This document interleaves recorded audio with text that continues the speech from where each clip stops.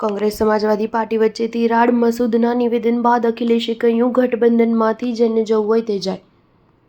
વર્ષ 2027માં ઉત્તર પ્રદેશમાં વિધાનસભા ચૂંટણી યોજાય તે પહેલા અત્યારથી જ રાજકીય પક્ષોમાં નિવેદનબાજી શરૂ થઈ ગઈ છે। યુપી કોંગ્રેસના સાંસદ સમાજવાદી પાર્ટી પર આકરા પ્રહારો કરી રહ્યા છે, જેના કારણે કોંગ્રેસ નેતા રાહુલ ગાંધી અને સમાજવાદી પાર્ટીના નેતા અખિલેશ યાદવની પાર્ટીઓ વચ્ચે તિરાડ પડી હોવાની અટકળો શરૂ થઈ છે।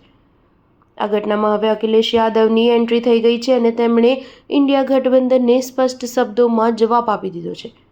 વાસ્તવમાં સહરાનપુરના કોંગ્રેસ સાંસદ ઇમરાન મસૂદ સપા પર સતત પ્રહારો કરી રહ્યા છે। તેમણે તાજેતરમાં કહ્યું હતું કે કોંગ્રેસને ઉત્તર પ્રદેશમાં કોઈના આધારની જરૂર નથી।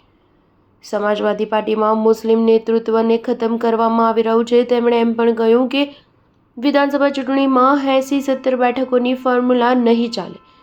ગઠબંધન હેઠળ લોકસભા ચૂંટણી લડવાથી કોંગ્રેસને 80માંથી 70 બેઠકો મળી હતી। મસૂદે દાવો કર્યો છે કે કોંગ્રેસ 200 બેઠકો પર ચૂંટણી લડવાની તૈયારીઓ કરી રહી છે।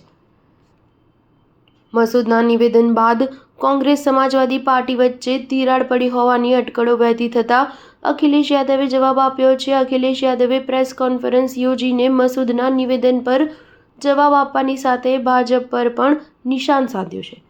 તેમણે મસૂદના નિવેદન પર કહ્યું કે અમને કોઈના નિવેદન સાથે કોઈ લેવા દેવા નથી। ઇન્ડિયા ગઠબંધન સાથે ચૂંટણી લડશે। ગઠબંધનમાંથી જેને જવું હોય તે જાય। પીડીએ ગઠબંધન ઇમોશનલ ગઠબંધન છે।